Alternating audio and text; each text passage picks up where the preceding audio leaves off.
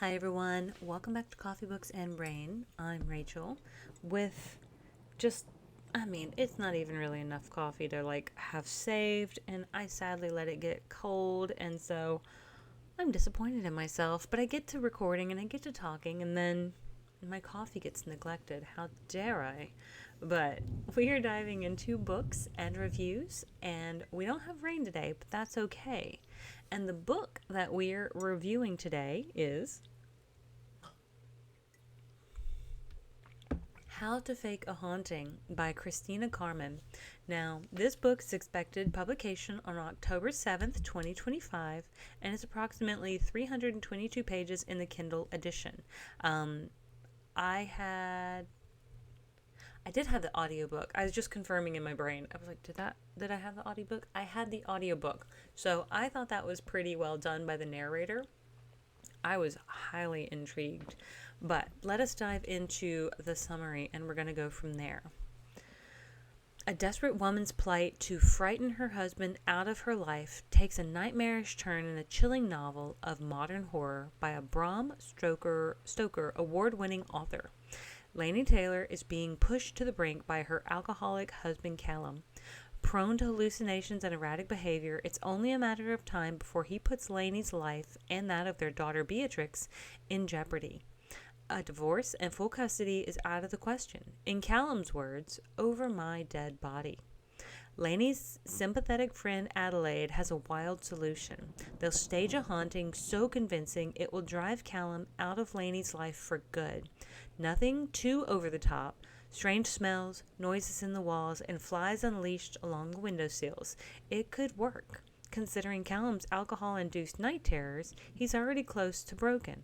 With each new scare, Lainey is closer to seeing the haunting through to its bitter end. But in a house filled with so much rage, resentment, and fear, is it any wonder that Lainey and Adelaide's plan goes horribly wrong? As their fake haunting spirals into something no one can control, Lainey discovers that the only way out of this frightening trap is to join forces with Callum or die trying. It is considered horror, thriller, fiction, ghosts, mystery, and gothic suspense. So, now, I'm going to tell you right here and right off the bat, I do not like that last sentence they put into this. Again, I don't frequently read these summaries before I read the books, and I don't frequently read them either before I come on here and talk to you guys. But the fact that they say that she's to join forces with Callum or die trying is a bit disappointing. And I don't really want to tell you why. I just want to tell you that I don't think they should have included that. Now, there are trigger warnings for domestic abuse in this one, paranormal activity, those sorts of things. So just be aware that those are in this book. This is a family in a crisis. And, well, let's just dive into my thoughts. It is a lot of arguing between Lainey and Callum. And we start off at them moving into their house. It's a brand new build. They built it themselves, and they're having a housewarming. And Lainey goes upstairs. I think Adelaide, gets her away from somebody who's trying to talk her ear off or something. And they go and they find Callum, who is in a drunken stupor, bashing a mirror in the bathroom. It's a brand new house. What the heck? And Callum's kind of freaking out a little bit. He's having definitely some sort of hallucination or drunken stupor, like I said, but he's having a moment. Well, we flash forward about 4 years, and we see that Lainey and Callum have a daughter, and her name is Beatrix. And at this particular point, she's 4 years old. Now, one of the points to note is that Callum's family, his mother and father, are very, very wealthy, ridiculously rich, it sounds like. And it seems as though they are in the pockets of pretty much everyone in their area. So the fact that Callum is an alcoholic has been pretty much masked because his family will pretty much deny to the ends of the earth that Callum doesn't have a problem. And Lainey has not been, struck or sent to the hospital or anything like that as of yet to have any sort of record of his alcohol abuse. So that's something too, because as Lainey kind of reaches her breaking point, like there's at this particular point, it's her word against pretty much his entire family and everyone else's, because they haven't seen what she has seen, which is pretty much every night drinking to excess, and then just being kind of blackout drunk or violently sick or making just terrible choices. Well, one particular night, Lainey is she is leaving a party that was hosted by Callum's mom. Callum is there, and Beatrix is in the back seat, and Callum chooses to drive, and Lainey's like, no, absolutely not. Well, his mom is staring daggers, just y'all get in the car. And it's just so Callum just gets in the driver's seat, and of course this doesn't end very well. Now, happily, this may be a little bit of a spoiler, so I'm just putting that out there. They do get into a car crash. It is towards the beginning of the book anyway. Within the first 20% of it, so you are going to get to this car crash. But from there, Lainey is pretty much done. She is absolutely done. She's got to figure out a way to protect herself and protect her daughter from the destructive choices of Callum. And so that's where, Adelaide comes and picks her up from this car accident scene. Because pretty much after this car accident, everybody is pretty much fine. But Callum runs off because he can't be seen having been drinking. A winner right there, right? Well, Lainey gets her best friend Adelaide to pick her up, and one of the guys, the sheriff who pulls up to the scene, was at the party and was given some sort of meritorious award by Callum's parents, so he's definitely in their pockets. And Lainey is, again, pretty much without any hope of someone believing her about the things that have just gone down. So, but Adelaide does. Adelaide absolutely believes her. She has been by Lainey's side this entire time, and so she supports Lainey in trying to figure out a way to get out of this situation. So Adelaide comes up with this, well, what if we stage a haunting? What if we scare him so bad that he leaves, and you can claim abandonment, that he just up and left? And Lainey's like, I don't know, but let's do it. Now, Adelaide has some pretty wild ideas of what she wants to do. And at first, Lainey's a little on the fence about, does she really want to go this far? Does she really want to take it to this level of extreme? But almost each night, Callum comes home, the very next morning. This is right after the car accident. Callum ran him into this gate. He runs off. Lainey's by herself with Beatrix and Adelaide. They go back to Lainey's house. The next morning, Callum just shows up, bleary-eyed, yeah, but just hey, what's up? Nothing really happened. And of course, I just wanted to punch him in the face. I just wanted to be what the actual WTF? I was so angry at this guy too. Every single thing that this guy did, I don't know how Lainey had made it through this many years of marriage with this guy. I just don't know.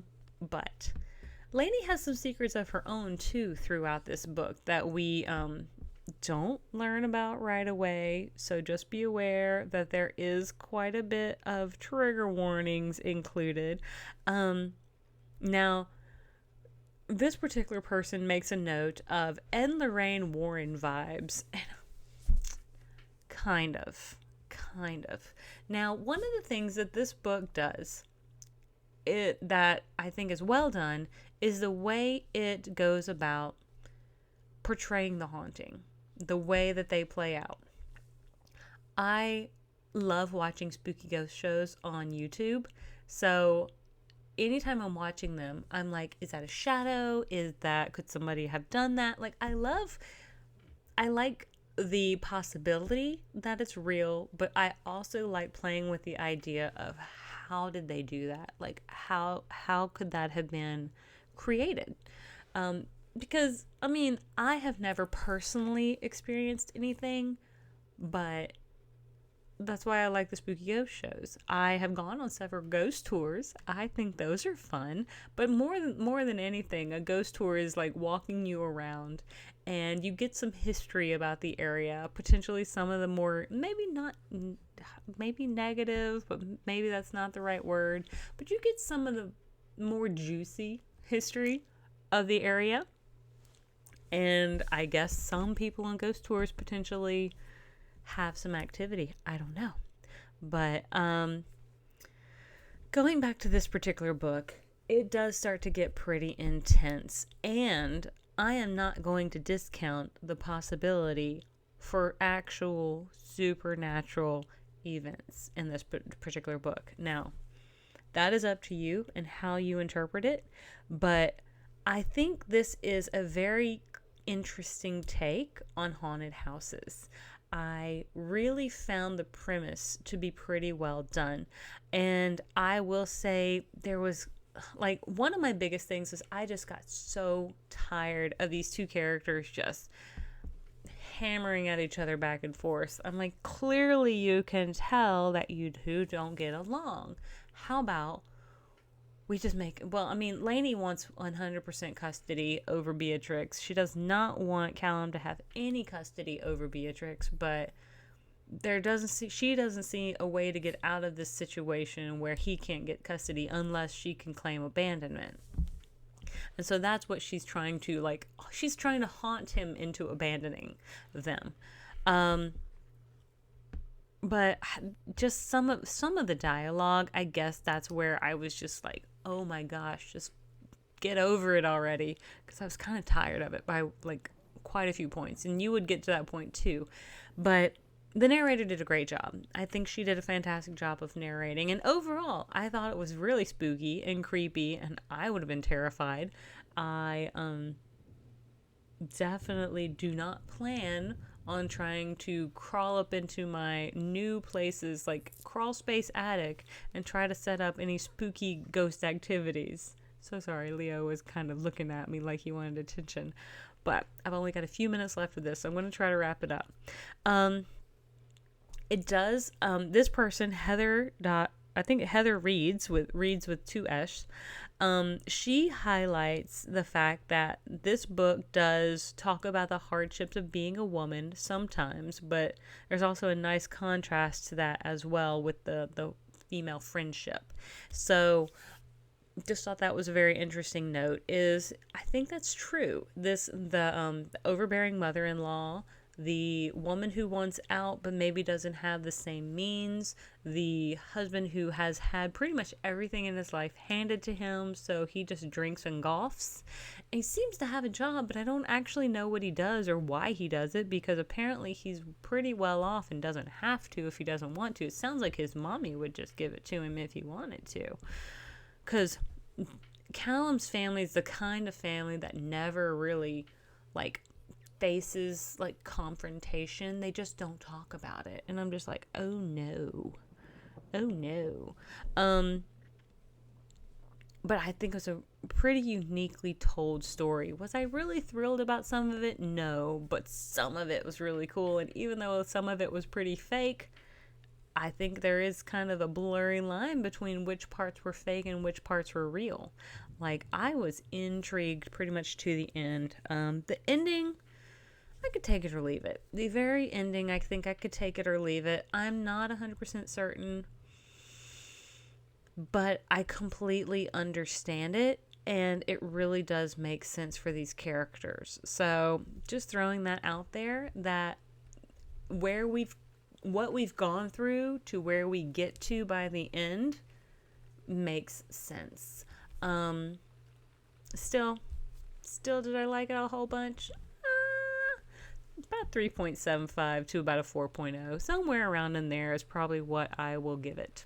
But with all of that being said, I think I'm going to go ahead and leave it here. I'm going to let you guys decide if this is a book that you are interested in, because it definitely does have those spooky horror vibes. But with all that being said, thank you for joining me on this journey, and I will see you all on the next page. I hope you have a great one.